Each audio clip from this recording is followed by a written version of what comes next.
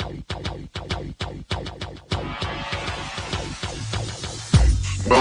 to the Odds Breakers, number one place for shared sharp betting information. Welcome back to podcast 11 of 2021. I'm your host, Kiev O'Neill. You can follow me on Twitter at OBKiev. Follow us at the Odds Breakers.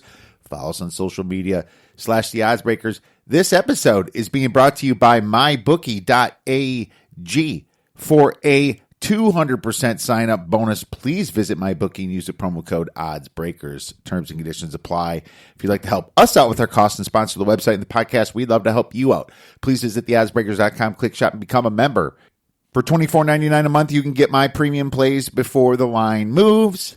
And if nothing else, please visit theoddsbreakers.com and become a free picks newsletter subscriber.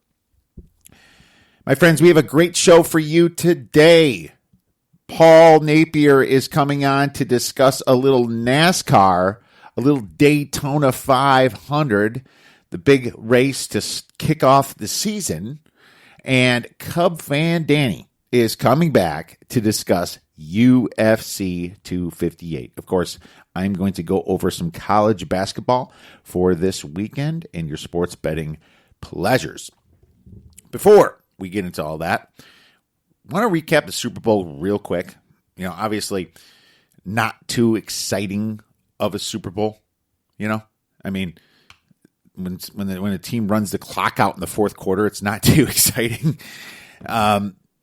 Kansas City didn't score a touchdown. I think I saw a stat that Patrick Mahomes never played a game or never played in a game where they didn't score a touchdown. So that's pretty crazy. It's pretty impressive there. But at the same time, Kansas City was very compromised. Unfortunately, the officials made the game about them rather than the teams that were playing the game. I mean, people were screaming on Twitter. Heck, Mahomes' family was screaming on Twitter. There are 3 penalties that really affected Kansas City. 95 yards of penalty yards in the first half compared to Tampa at 5. The personal foul on Jones actually should have been on Tampa. They hit him first. The pass interference penalties were atrocious. I mean, one of them, the receiver wasn't even touched, and the ball was overthrown.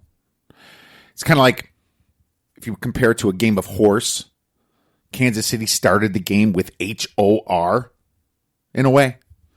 But, you know, in the same time, you always hope that this is an opportunity for the NFL to clean the game up a little bit. Hopefully some of the outcries of the fans will help that. We'll see. Don't hold your breath on that. But unfortunately, at the end of the day, it certainly made for a very boring Super Bowl. And, you know, a good thing some of our prop bets did match the potential of that. Tom Brady under his pass attempts was premium. You know, we had the sacks. The sacks hit for over 1.5 and over 3.5. A lot of our unders hit. We did take the under on Kelsey. That was wrong. And the over on Hill. That was wrong. And the under in catches for Antonio Brown. But we did get the under in yards for Antonio Brown, the under in yards in Brate, the under in yards in Hardman, you know, the under in yards in Godwin, the under in catches in Godwin. When it was all said and done, we're up about 2 units on that and maybe like 2 units on the play itself. You know, the only play that we made for the Super Bowl was the first half under 27.5. And unfortunately, that almost failed too. Andy Reid, stupid timeout, allowing Tampa to decide to drive down and attempt to score, which obviously after the few penalties they did score, and really, really put the Kansas City Chiefs behind the 8 ball, right? But either way, we didn't hit our big long shots. Like we wanted that first touchdown to Edwards-Helaire. It went to Gronk. Gronk got 2 touchdowns. I think that prop was 30-1, by the way. And we at least did get the first field goal, though, didn't we? 4-1, that paid for Kansas City to hit the first field goal. Takeaway unit because we bet on the other side. So we actually paid 3-1 for first score field goal. Really happy we made that play and happy it came through again. So from a betting aspect of the Super Bowl, it went fine. Didn't hit any long shots. No complaints here. From a fan perspective, we've certainly seen a lot better Super Bowls. All right, let's move on to a listener question. And it's a little bit of a longer question, but I'll try to keep it as brief as possible. A fan named Eric Murphy reached out to us on the website. He's had some very nice things to say. Thank you, Eric. But he uses a few different books, like we always preach. Have as many outs as you can. Use as many books as you can, because the numbers are certainly different. He uses Caesars and MGM as well as DraftKings. He's talking about placing, like, for example, a $100 bet at minus 110, and DraftKings, it pays out 191. So he was wondering about the other books only paying 190 and 91 cents. So the answer to that is actually simple. DraftKings is giving you less juice because the correct payment is actually $190.91. And the way you can figure that out is simple math.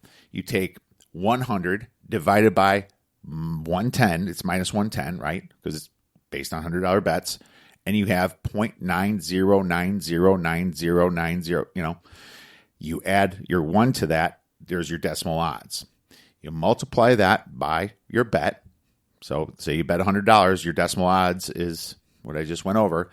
Your correct payout is $190.90. So it's rounded off to the nearest cent. DraftKings is rounding it off to the dollar for you, which is better, which means that they are actually charging, instead of minus 110, they are charging minus 109.89. They're giving you slightly less juice. Now, you gave us an example about the $5 bet, and they all pay you 0.55. Like, for example, you bet $5, you get $4.55. That's because all the books are rounding to the cent when it comes to a smaller bet. So basically, DraftKings isn't going to round to $1 when it's small increments like that, but they will round to the nearest cent. It's actually supposed to be 4.545, I believe, but you get paid 4.55. So there's your answer. MGM and Caesars are doing it correctly. DraftKings is giving you a little bit extra. Hopefully that answered your question, Eric. He actually signed as Murph. Hopefully that answered your question, Murph. And if you have any other questions, please feel free to contact us and tweet us. And thank you for that question. I thought it was a fantastic question to cover. All right, now let's get into a little NASCAR Daytona 500 with our first guest, Mr. Paul Napier. Now I'm happy to bring back a man who has a passion for handicapping NASCAR, and he's one that knows how to find a lot of winners, Mr. Paul Napier from Playing the Odds NASCAR Style. You can follow him on Twitter at NASCAR Style Odds. Paul, we're back. Huge race. Yes, we are. Huge race coming up this weekend. Yes. How is the offseason treating you? Real good. We're ramping up. We've got some eyes on our Super Bowl. The NFL just comes off of their Super Bowl, and NASCAR starts their season, of course, with the Super Bowl. So I've been kind of having my eye on Daytona probably about 3 weeks now, kind of looking at some edges, hopefully, that we can get out there for your listeners and my listeners. Oh, fantastic, man. And it's not too long of an off season. It feels like it's just left us back in November or something, right? Yep. And exactly. Here we are again. So interesting stuff. Let's get right into absolutely the rule changes since last year. I'm curious what's different this year for the Cup Series, and what might we have to look for? So really, this year is because of everything COVID. You lost. You were supposed to start the new car, the next generation car, this year, but with COVID last year and testing, they weren't able to do that, and they've pushed that back to 2022. So the car is exactly the same in the Cup Series as it was last year.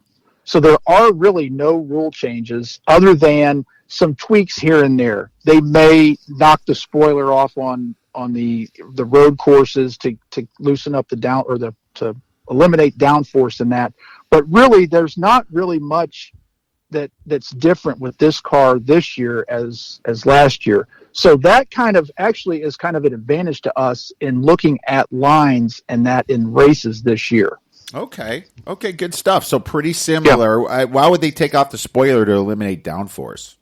So if you watch this week's race, and I do encourage you to, even if you don't watch any NASCAR, this is the race to watch, because it's not just watching 40 cars go around in a circle. Yes, it is kind of, but it's pack racing. These guys, there'll be 30 cars that are within, a second and a half of each other, just bunched. And that's where the big wrecks come from. And that's exciting to fans. But what they have is it's a 9-inch spoiler on these cars that sucks them down and just puts them glued to the track. You cut that spoiler off and that air goes right over the back end, and it basically creates more of a lift, where if you have more of a spoiler, it shoves that car down in the ground and makes it easier to maneuver in the corners. Take that blade off and cut it off by 5 inches, makes it a little bit more tricky to drive left and right on the road courses. Doesn't that cause more accidents if you're not glued to the road? Yeah, it does, and it puts it more into the driver's hands, which is what the drivers have been asking for quite some time. So NASCAR's listening a little bit, which is a good thing. So yeah, I'm encouraged by them. They talked about that the other night in the Busch Clash, and if you watch that race, which that's an exhibition race, what that race becomes or became was guys were off. I mean, they were on the Daytona road course. I call it the Droval.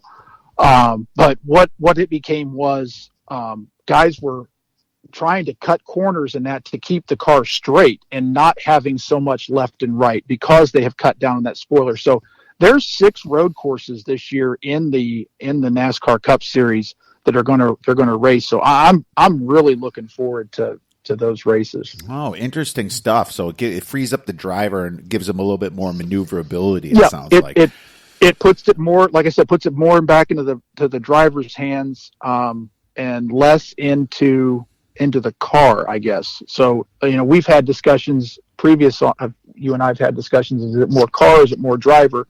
This year is going to be more driver. Oh, well, that's good because, Yep. if that way the people are differentiated when they're actually driving. It's not just kind of eliminates some of the luck and puts more skill into it. So I love that. That's absolutely. That's huge for sports in general. Well, what are some of the big driver/owner changes that's happened so far for this 2021 season?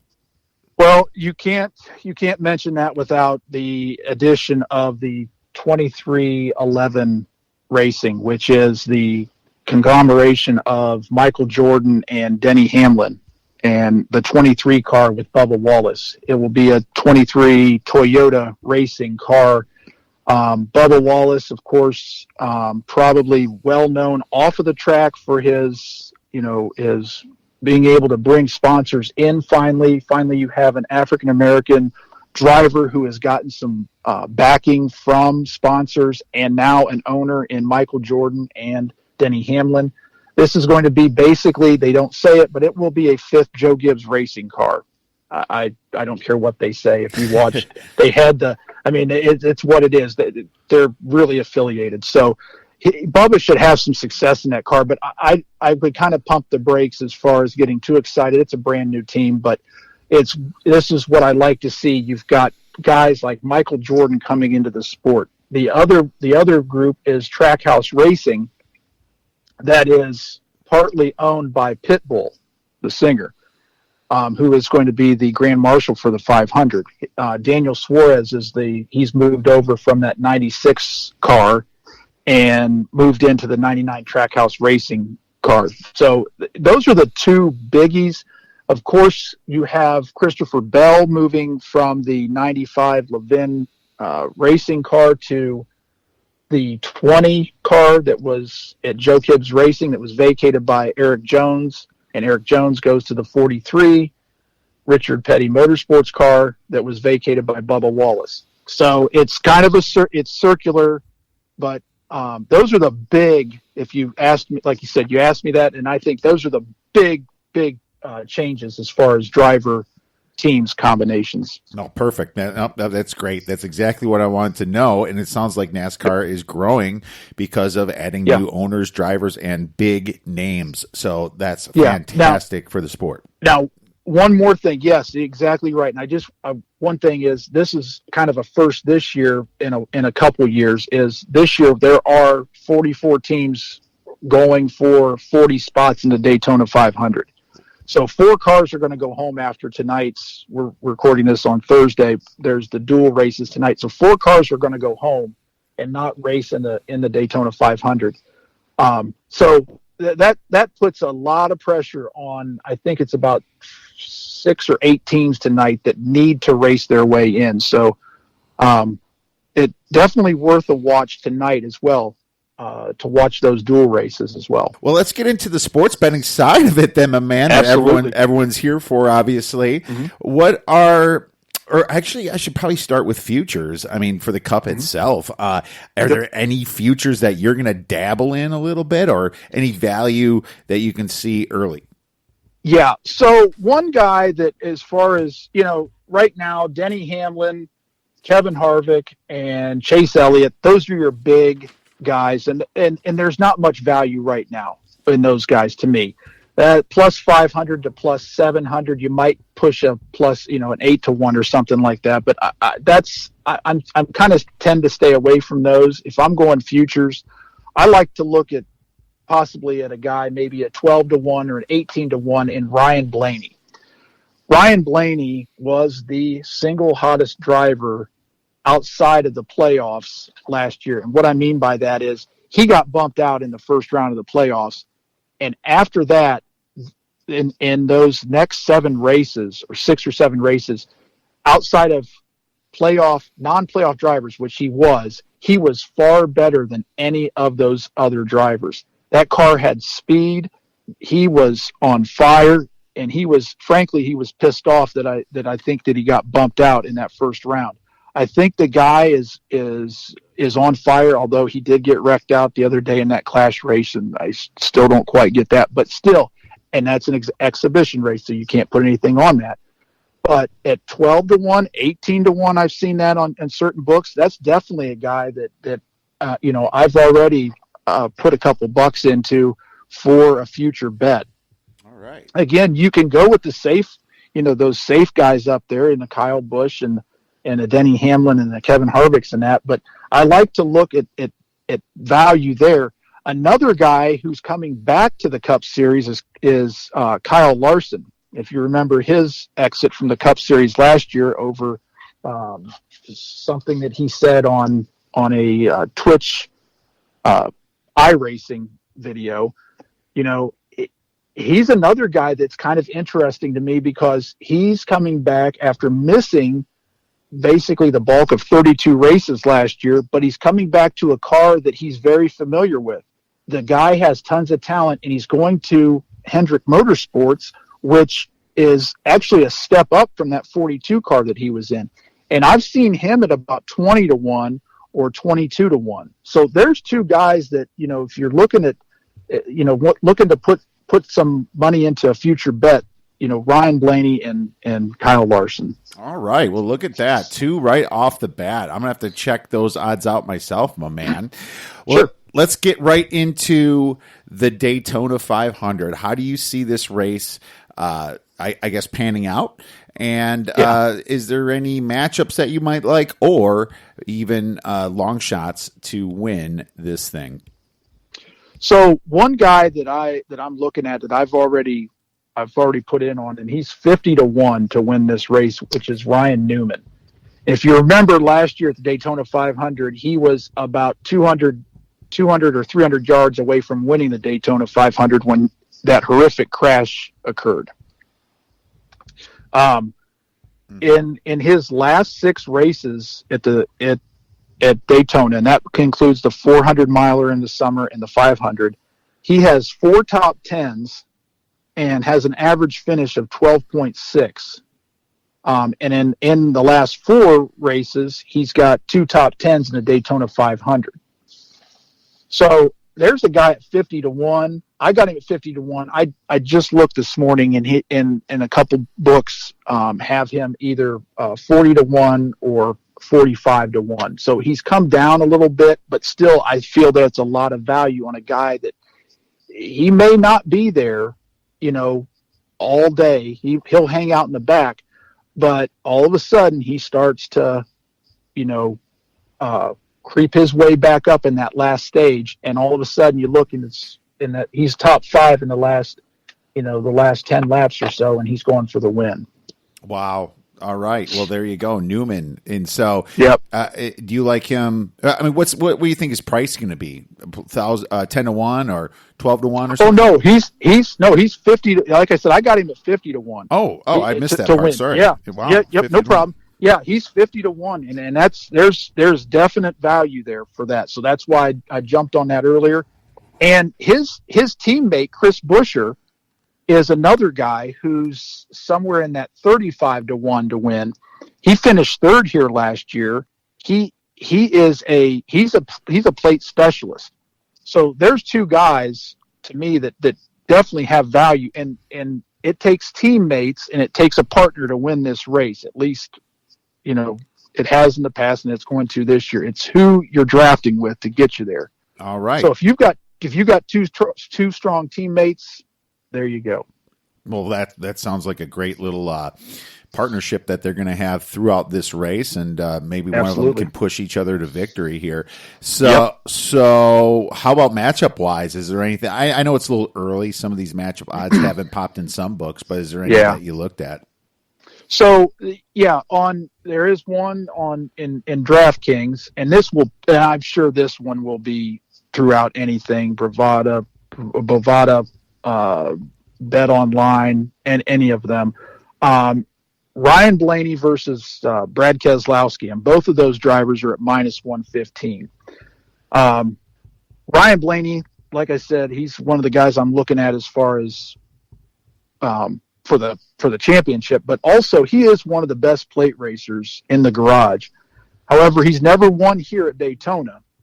He has won 2 races at Talladega, and so looking at that, those are both plate tracks. So he's a strong plate racer.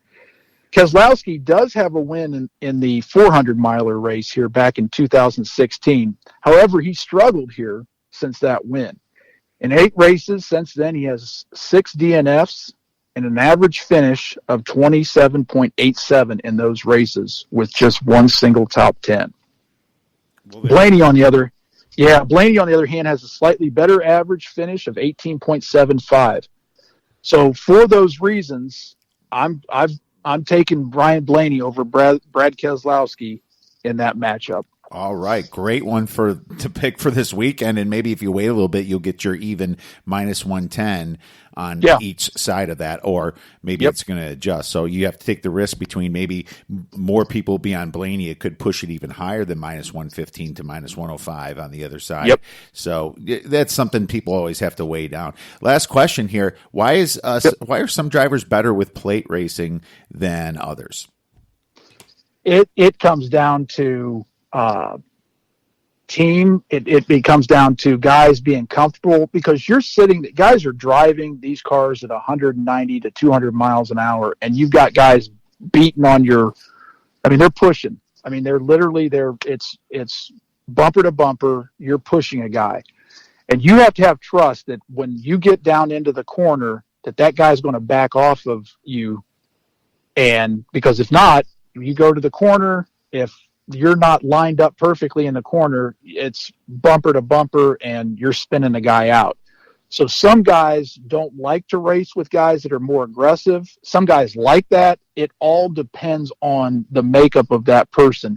There's guys in this race, Michael McDowell, I just think of, is in, subpar equipment, but he can plate race, and guys like to race with him. There's another guy, if you want to look at, just throwing this out there, and I haven't seen this at any place. If you get him in a top 10 or a top 5, it might be worth it, because his odds will be it'll be in our favor, because it should be good plus money on Michael McDowell. All right. Oh, that's great stuff, man. Thank you for that information. Really, Absolutely. really interesting how this all works together. And that's why you're such a great asset to NASCAR fans who love to sports bet. So really appreciate that. Where could our listeners go and find your great information? Yeah, thanks. You can find me on Twitter at NASCAR Style Odds. You can find me on our website at www.nascarstyleodds.com, and we're doing a weekly podcast, myself and JJ from the Bet Crushers. All right. Make sure you guys check that out to get your weekly NASCAR plays in. Great stuff, Paul. Thanks again for coming on. Really love talking to you, and best of luck for this huge NASCAR 2021 Cup season. Yeah. Thanks a lot, Kiev, for having me on. You are one of the best that I know, and I appreciate everything you do for your listeners as well as myself. All right, I'm certainly going to play some of these that Paul gave us because he's really good at this stuff. Very passionate NASCAR sports bettor and fan. Time to get into a little college basketball for the weekend. And before we get into some of our breakdowns and plays, I'm going to talk about some regression spots, potential regression spots, I should say, for some of these teams. We're going to start with team shooting percentage, the last game. Some teams that shot out of their minds but don't average that high of a shooting percentage in general. Old Dominion, they shot 61.7% and they only averaged 43.5%. New Mexico State shot 59.7% and they only averaged 41.9%. Northwestern State, 56.9%, and they only average 42.2%. Texas A&M Corpus Christi, 53.5%, and they only average 41.4%. Oakland, 54.4% they shot, and they only average 41.2%. Clemson shot 52.9% last game, and they only average 41.9%. Last one, Pepperdine shot 52.5% against the Dons, and they average 43.9%. So moving on to the other end of this spectrum, we're going to look at some teams that shot really bad but average usually really good. We're looking at, there's less of these, but Furman shot 31.6% and they average 47.4%. Winthrop only shot 31.9% when they average 46.2%. They're a candidate for some positive regression. Toledo only shot 32.8%. They average 45.2%. Certainly a candidate right there. Boise State only shot 34.6%. They average 46.7%. St. Louis only shot 36.5% and they average 48.3%. North Texas only shot 36.5% and they average 48.1%. So there you are. Let's move on to opponent 3-point percentage. Teams that unfortunately got rained on. Let's go to Louisiana. Last three opponents, 54% when they actually stopped the three at 35.5%. Not terrible, but not deserving of 54%. Hofstra's last three opponents shot 48.1%, and their defense is at about 33.5% against the three. Eastern Kentucky, 47.3%, and their defense is at 32.8% against the three. Arizona team shot 45.6%, and they allow 34.4% against the three. And Winthrop, once again, 45.1%, and teams shot 33.7% on average against them. All right, we're going to go with opponent free throw percentage. Teams that shot free throws at an extremely high rate. I'm going to go all over 86%. Morehead State team shot 91.3%. Lehigh team shot 90%. Coppin State, Southern Illinois, Pepperdine, Florida International, Utah Valley State, Idaho, Delaware State, Louisiana, Lafayette, Arkansas Little Rock, and that's it. So those teams got pelted by free throws pretty bad their last 3 games. For the last one, I want to cover away from home rating. Teams that are extremely bad away from home and teams that are extremely good away from home. So your top 6 or 7 teams that are really bad away from home. Canisius is number 1. St. Louis is number 2. Pacific is number 3. Minnesota is number 4. Michigan is number 5. Texas A&M number 6. Nebraska number 7. And Akron and Wisconsin and a few others. So this is just measures a team's away or neutral game performances versus its overall season performance. Let's go with the best. We're looking at UMass is the best team away from home. Boston University is number 2. Bowling Green is number 3. Wright State is number 4. Cal State Fullerton is number 5. San Diego State number 6. UC Riverside number 7. You can get this data from Haslam Metrics. All right. Let's get into a few games then for the weekend, and we're going to start right out on Friday. Illinois versus Nebraska. Nebraska is going to be a home dog of about 14 points. The total is going to be around 148.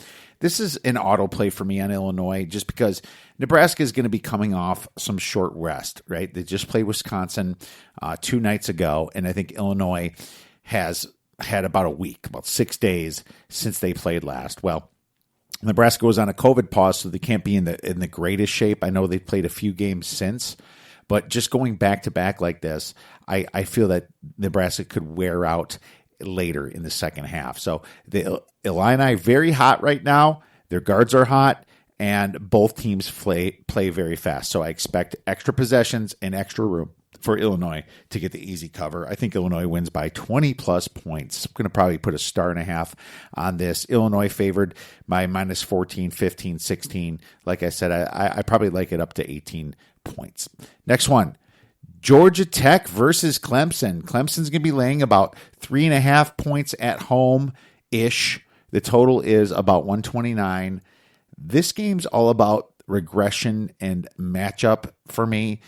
Clemson isn't a great shooting team, as you heard before. They can defend very well, but Clemson just shot a little bit out of their minds, and I think they come back to normal. So these teams, 2 teams already played each other. Georgia Tech won 83-65 at home, and it's really thanks to their shooting, 62% from three-point land. Clemson just could not keep it together last game. They turned the ball over 20 times. You know, in this spot, Clemson, you think that they get the revenge, they can get it right at home, but I don't think so. Georgia Tech's coming off a tough loss against Virginia, so they just faced a really good defense, and Georgia Tech is a good 3-point shooting team, as I kind of covered earlier, 36.1%. Clemson struggles to guard the 3. That's why Georgia Tech did so well against them last time. Clemson allows 34.1% of threes to go in, ranking in the 200s-ish. Clemson also has that really bad turnover issues. 19.5% of their possessions result in a turnover, while Georgia Tech ranks 14th in the nation at 8.9 steals per game. So even though this is an away game, I like Georgia Tech to bounce back here, and I'm definitely going to be sprinkling. So Georgia Tech plus 3.5 for a few stars. And next game, we have Oklahoma versus West Virginia. West Virginia is going to be laying about 3 points. The total on this is 144. Oklahoma's been on a tear lately. Wins against Alabama, Texas. You know, they had that hiccup last week, I guess, against Texas Tech. But since then, they did beat Iowa State. One thing that I found interesting for the Sooners is that they tend to score a lot more points at home rather than on the road. You're looking at home-road splits that we always bring up. They average 79 at home and only 67 on the road. I also think that number would be even lower without that high-scoring Texas road win where they had like a million free throws. That game, I know, was over 34 free throws. So I think that this is going to be a spot where West Virginia can kind of seal themselves as the second best team in the Big 12 behind Baylor. Oklahoma has a big weakness, and that's in three-point defense. Once again, just like Clemson before, the Sooners ranked 294th at 37% defending the three, allowing 37% of three-pointers go in, while West Virginia ranks 38th in the nation, shooting 37.4%. West Virginia also ranks 9th in offensive rebounds, so they kind of clean their messes up a little bit. If they miss the three, they get the ball and get another chance. I like the Mountaineers here, and I like it all the way to -4.5. So you're probably going to get like a 3 to 4 point spread. I like this all the way to 4.5. So we're going to take the Mountaineers once again to beat the Oklahoma Sooners. Freaking niggas every way like MJ. All right, next one, we have Iowa versus Michigan State. Michigan State's going to be about a 6-point dog at home. The total is going to be about 153. Michigan State is not a good team at all this year. And the only reason that they covered at Iowa a few weeks back was due to Iowa trying to get fouled at the end, and they weren't getting the calls, rather than kind of just playing smart offense, passing the ball around. It's kind of weird, but either way, Iowa, they have some defensive woes, really bad defense. And you saw that they just beat Rutgers, but I mean, the cover was only due to Rutgers' very low 3-point percentage at 20% in that game, right? Rutgers is a much better team, though, than Michigan State.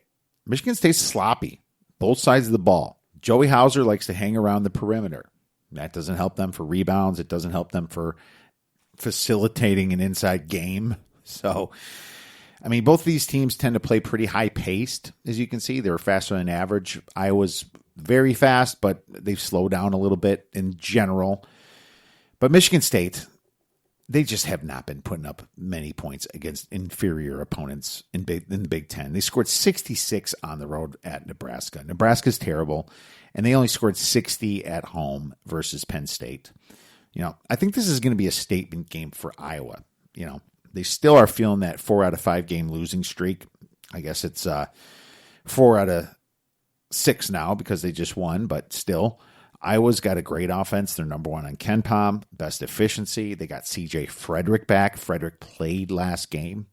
So I don't think that Michigan State's going to be able to slow them down. You're going to get your points from Iowa. The question is Michigan State going to score?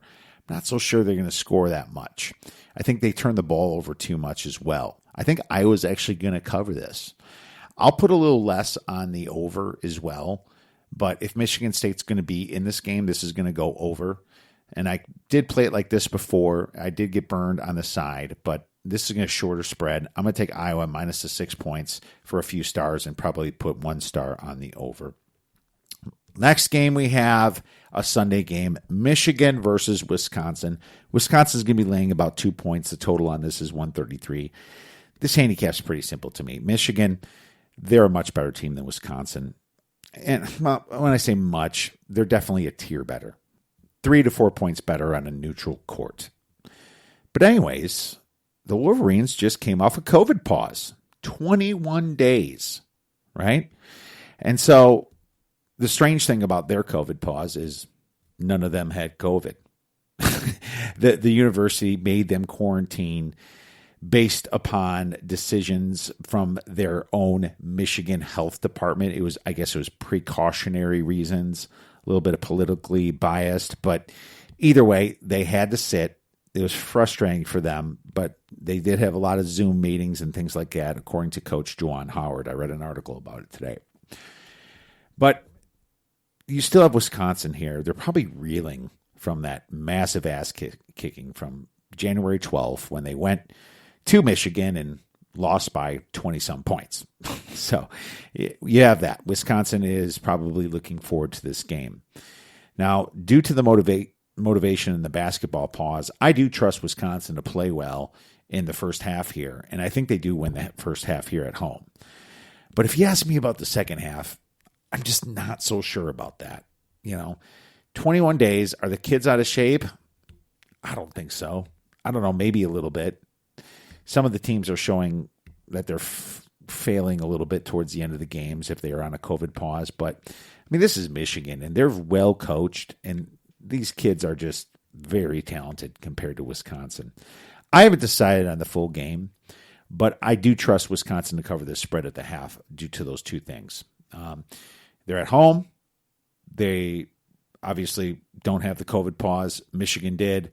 And they're probably wanting to get a quick start since they failed so bad in Michigan. They lost that Michigan game before halftime. They were down 20 points by halftime, pretty much. Okay, at least it was just one of those. So Wisconsin's going to be careful about that, and they're going to cover the first half.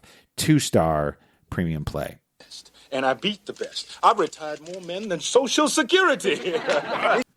All right, my friends, that's my leans and plays for this weekend. Obviously, some are number dependent here. If you want to follow us at the Odds Breakers, get our newsletter, please check that out because that way you'll know which games I am playing for sure for Friday, Saturday, and Sunday.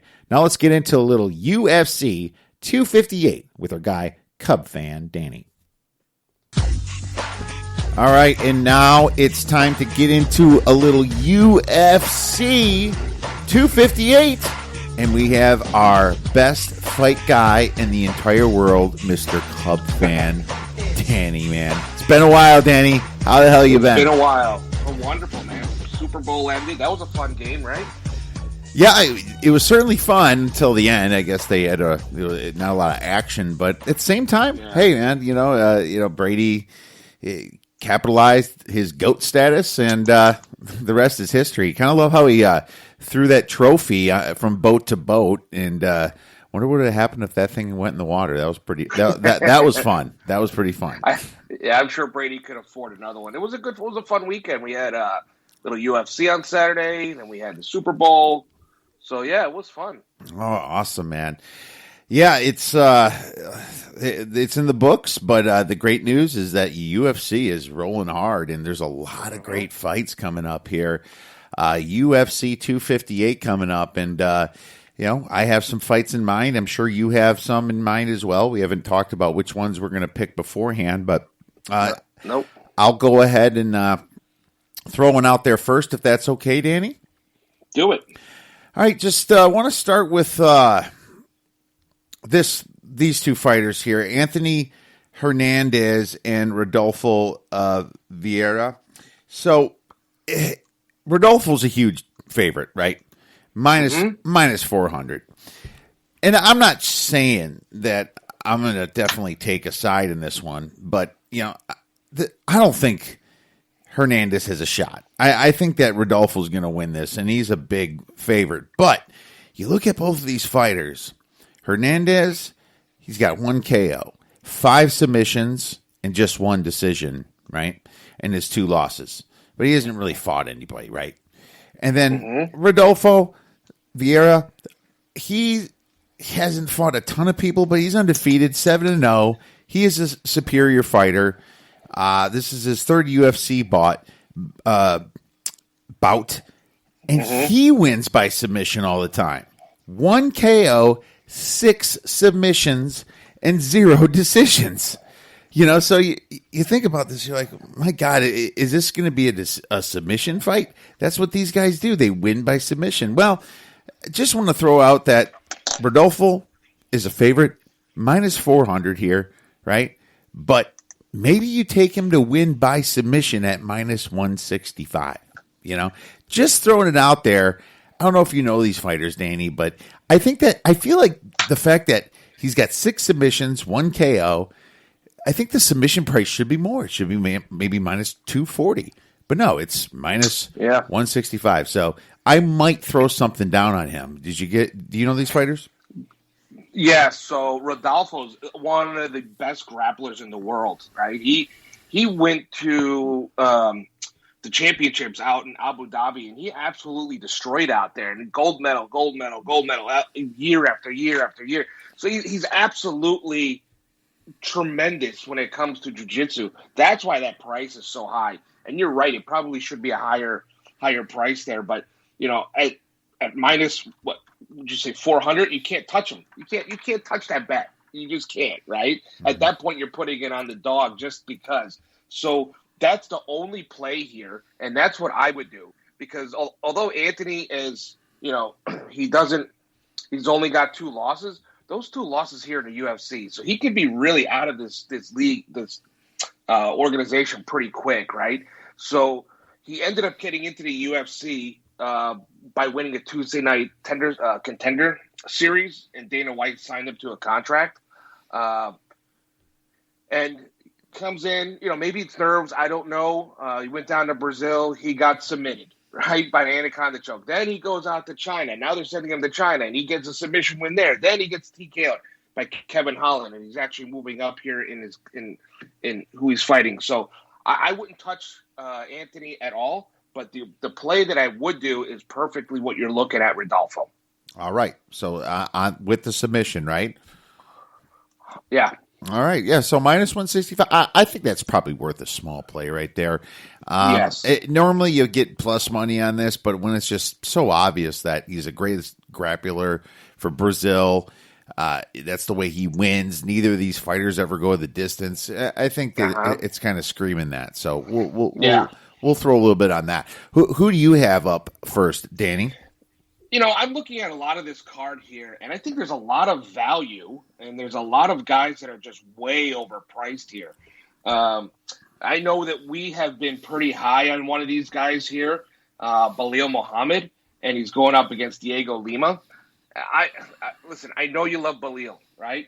But I can't, in good conscience, lay a minus 470. There's some good plays on there. But Diego Lima at 375, you got Diego Lima's really been fighting really well. And he's been fighting some top-tier guys, right? Like Court McGee. He's got some real class there. He's been around a while, so he's fought some big guys, it means. When I look at Belal Muhammad, there's something – he's not fighting the top of the competition. He won against Lyman Good, which was a nice win his last time. It was a unanimous decision. But really before that, he hasn't been fighting the top guys out there. He lost to Vicente Luque. He lost to Alan Jouban. Those guys are upper tier guys. And again, when he fights against lower tier guys, it's decision fighting, and he fights really well. So anytime you're going into a decision, anybody could win that fight. Diego Lima he's a lot bigger than Belal. He fights back, and he uses his length to keep guys back. And Belal's a much shorter guy. He's the one wants to fight into the pocket, right? If Diego Lima can keep him on the outside and just outstrike him, strike his legs, strike some headshots, I think he can outpoint him in this and actually win this fight. So if I'm looking at this and saying plus 375, I have to put a small play on that as well because of the odds are there. And if these guys are going to the end, anybody can win this fight. I didn't pick this one, but you're right. Belal Muhammad's a great fighter, and he's someone that you look at. You first look at these two fighters, you're going to definitely think he's going to win this. But then you look at the price, and you're like, hold up here, 1 out of 4 times, Diego. Yeah, I think Diego can win 1 out of 4 times. So this price is definitely. It's wrong. I think Diego is a better fighter than what they're giving you. What is it? Plus 375? Is that what it is? Yeah, man. It should be more like plus 250, I think, right? It would even go even lower, right? It should be a 2, right? And we're looking at, cut those boats in half, more than in half, right? I mean, Belal's a great fighter. He's looked really good, and I think that's what everybody's looking at is saying he's looked really, really good. And he's looked determined. But Diego's no slouch, man. He's been around. He comes from a fighting family. His brother Douglas Lima is a champion, or what? He just lost his belt in Bellator, right? So it's not he knows what he's doing, right? So keeping him out the pocket, chop at the legs, keep the distance, and I think you could outpoint him and win. Yeah, I think so too. Don't be shocked if that happens. Yeah. This is a value play for sure. I agree with that. And you look at him; he is bigger. He does his takedown accuracy is a little bit better here. 44.4% to 30%. You got something there. I know that. But Belal definitely lands more significant strikes per minute, but, his accuracy is about the same. They're both at around 40% for significant strikes. You got 3-inch reach, you got a taller guy here. We get a shot here. That's worth a shot. Totally agree with you. Yeah, the only downside I would say in Diego is he hasn't fought since 2019. 2020 was rough for everybody, so it's not like these guys could put a lot of mileage on, right? Right. Balil had one fight this past year, so that would be my only concern. But really, other than that, I mean, I would consider him going to be fresh, right? Much fresher, and I think it's a good value play there as well. And undercards are for the dogs, right? Right. The prelims, they're for dogs, and that's where you cash in. Is a little bit of the unknown in the undercard. So love the play, Danny. I'm going to move into a quick fight here that another podcast actually enlightened me to. Alexa Grasso versus Macy Barber. All right, and this one's interesting because Barber actually tore her ACL her last fight.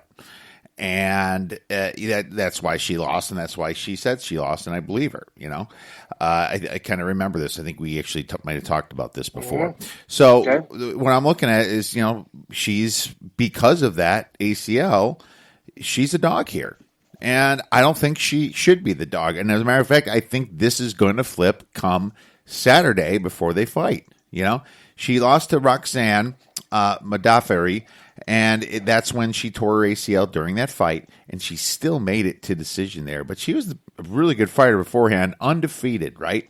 And then she's fighting Alexa Grasso, and Grasso's good, 3 losses, but in my opinion, she's not the better fighter.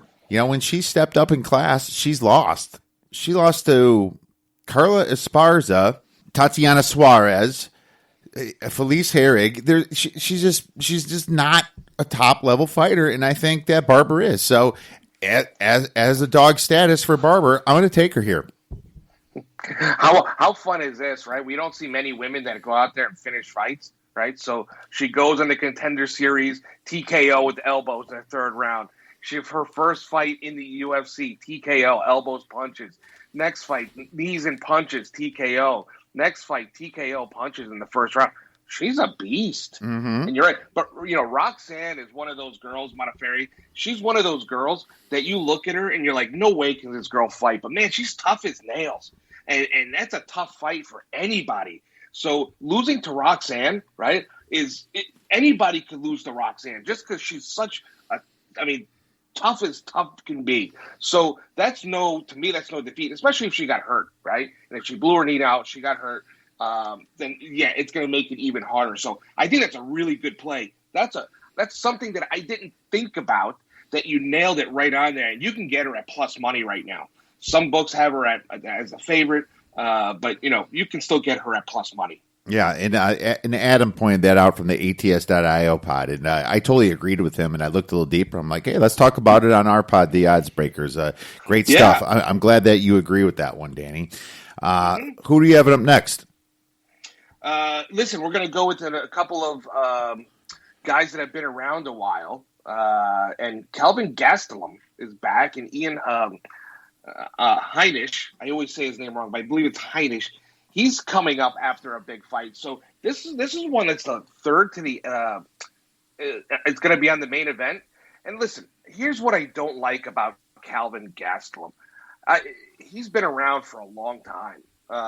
And he's beaten guys that you said, no way he's going to beat. And he always goes up against the toughest competition, and then you're going to think he's going to lose, and he knocks somebody out like Michael Bisping, right? Or Ronaldo Souza, he wins by a decision. Or, hey, he's going to destroy Chris Weidman because Chris Weidman's struggling, and boom, Weidman destroys him. And his last 3 fights, he's fought against some really tough competition.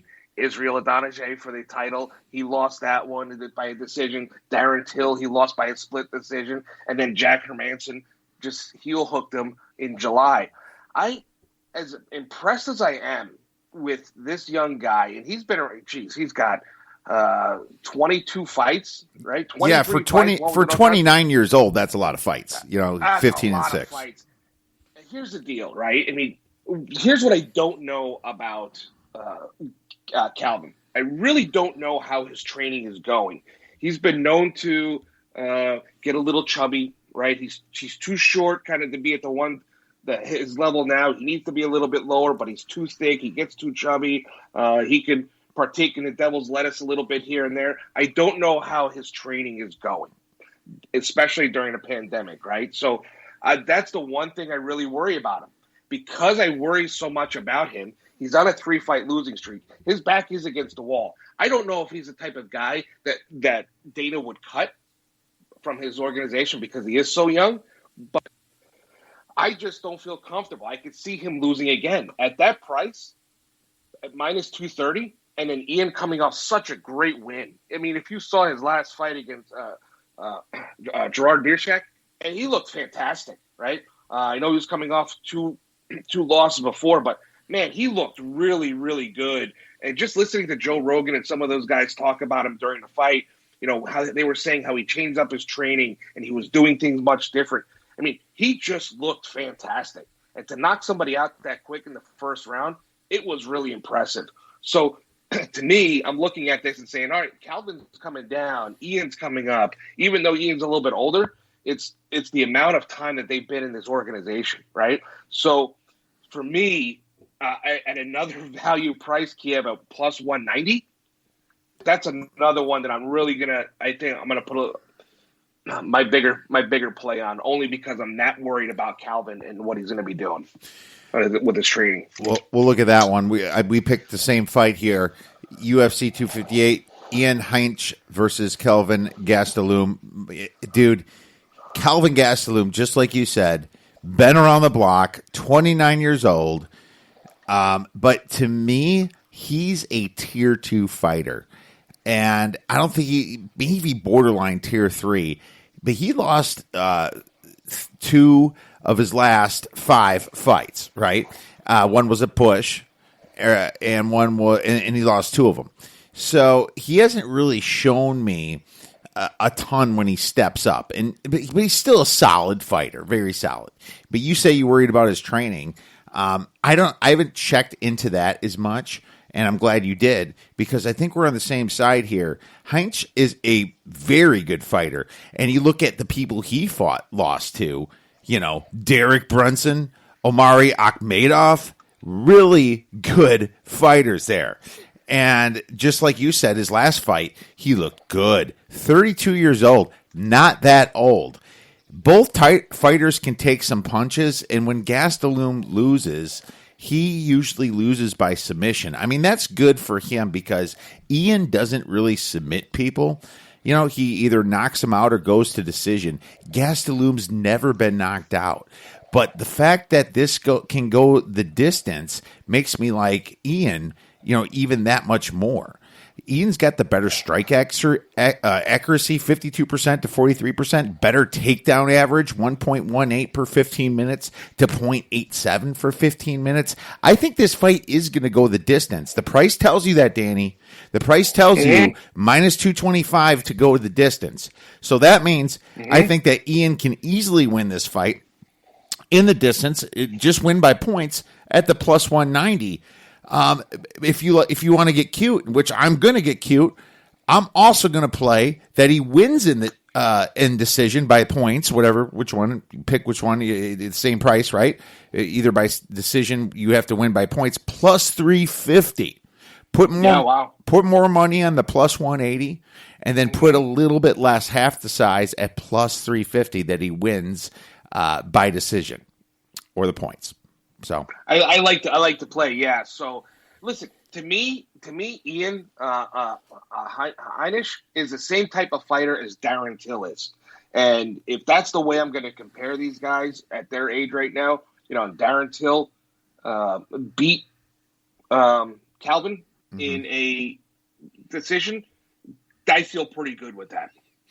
Absolutely, he lost to Adonijay, which is awesome by decision, and great. And it's great that he made it that far against Adonijay. I mean, Adonijay is just a beast. But Jack Hermanson, he's an up and coming, I guess you'd say. Jack's been around a long time too, but he also beat Gastelum pretty well. So yeah, I mean, the resume that Gastelum has fought the guys. I mean, I'll go through Tyron Woodley, Neil Magny, Johnny Hendricks, Tim Kennedy, Vitor Belfort, Chris Weidman, Bisping, Sousa, Donajay Till, Hermanson. This guy doesn't Uriah Hall, Rick Story. Look, this guy does not take a fight. He does not take a fight off, right? No. He doesn't take anything off. But look, he's been known to miss weight. I know it's been a while since he missed weight, and one time he missed it really bad. But again, I'm not knowing how he's training here, right? With this whole pandemic thing, that makes me a little bit nervous. All right. Well, let's move into the main event then, Danny. And obviously, we have a couple really good fighters in Gilbert Burns versus Kamaru Usman. And Kamaru Usman, yeah. Usman is the most boring fighter in the UFC. And unfortunately, I think that this thing is going to go the whole 5 rounds, just like all these other Usman fights. We've watched them together before, Danny. Yep. And Gilbert Burns is just going to be another one of those guys sitting on the cage waiting for the bell. And I will say this, Usman, big favorite, minus 275 at 170-pound weight. This guy's a beast. He's got long reach, very long reach. He's got 76-inch reach, compared to 71 inches for Burns. There's four inches there. He's taller, 6 foot to 5'10". Significant strikes, 4.5 to 3.15 for Burns. Takedown accuracy, 47% to 37%. Yeah, I mean, what's going to happen is Kamaru, he just likes to win. He doesn't care about beating up people, and the way he wins is just by getting them against the cage and waiting forever, Danny. You almost wish there was electric. You almost wish there's a little bit of electric current on that cage, right? Yeah, what I hate is, and Tyron Woodley did the same thing, and GSP did a lot of this, is I'm the champ, you have to beat me, you have to come towards me, you have to come after me, I don't have to chase you, I don't have to fight you. Boy, that is boring for fans. That's why fans hate that. Nobody cares if you keep winning, right? We like people that win. We just don't want people to win boring. And then grab somebody, get a couple shots in, stomp their foot, keep them against the cage. All right, well, he got 10 punches in this. Look, at least we fight, he fought the guy, right? And it was a 5-round war, and he knocks him down at the very end, breaks his nose. But at least he fought. But look at it. Jorge Masvidal, which I don't even consider a fight because Jorge came off and he was overweight and he wasn't training like 3 days before. So decision, Colby, knockout, decision, KO, decision. I mean, really? So we've got 1, 2, 3, 4, 5, 6, 7, 8, 9, 10, 11. 11 fights in the UFC. 11. And 9 of them. Yes. 9 decisions to his last 11 fights. That is just insane. And I know really boring. And I know Colby Covington had his little anger fits at the end of his fight and decided to go blow for blow, and he was already hurt when he did that. He shouldn't have, because Usman just said, "Okay, fine, I'll break your jaw," and he did. He knocked him out. Yeah, and I love Colby, and Colby's got a big heart, but that was the poor time to do that. If you're going to do that, you probably should have did that earlier. But he was toast anyway, because what Usman does is he wears you out, and he's going to do the same thing against Gilbert Burns. Gilbert Burns isn't as much of a hothead. He'll keep it together. But one thing about Gilbert Burns is that he will go to decision. 5 of his wins were by decisions. Out of his 3 losses, 2 were decisions. He got knocked out by somebody, but he's in shape. He's gonna go the distance, and you can get minus 140 for the fight to go the distance. And I admit I already took that. But more importantly, to pick Usman to win by points or decision, plus 100, even money. You know what I'm saying? That's where I'm going. Yeah. And I'll be the first one to admit, and I try to be upfront and honest with you guys. Listen, you probably heard it, I'm no Usman fan, right? So I like Kiev's play a lot better than my play, where I'm just going to put it on Gilbert, right? A small play on Gilbert, because it's going to be so much more, make me so much happier when Gilbert does win his fight. But it's just the way, guys, I don't expect this to be those fight of the year, right? Everything else will be great fights, except the Usman fight, where it's going to be completely boring. It's going to, and I think everybody's expecting that. So take that play, exactly what Kiev has, and I think you'll be very happy with that at the end. All right, man. Danny's going to throw a little emotional money on the other side because he hates Usman so much. Listen, I'm being honest with you guys, right? But really, it's going to go, just like you said, it's going to go right down to the end. It's going to be a decision somewhere after 5 rounds. And listen, that's ultimately where this fight's going to end up. All right. Well, I'm excited, man. So good stuff. And some of these props are out on mybookie.ag for this fight. So make sure you check that out and use the promo code TheOddsBreakers if you have an opportunity. And you want to get some of the better props, because MyBookie does have some great props for this fight. Anything we missed here, Danny? No. I think it's going to be a good card, except that main event. I like all these other guys. Ricky Simone, I think he's a great fighter. He's going to be in the early prelims. So, again, early prelims is going to be ESPN Plus, and then ESPN, I believe, is going to have the preliminary card. So you should have 7 fights before the main event. Make your decision if you want to purchase it after that. All right. Well, great stuff, Danny. Thanks so much for coming on the Odds Breakers and breaking down UFC 258. If you guys have any questions for Cub Fan Danny or for the Odds Breakers, you can tweet him at Cub Fan Danny or tweet us at the Odds Breakers. Everyone, enjoy the games this weekend. Enjoy the fights and go get some winners.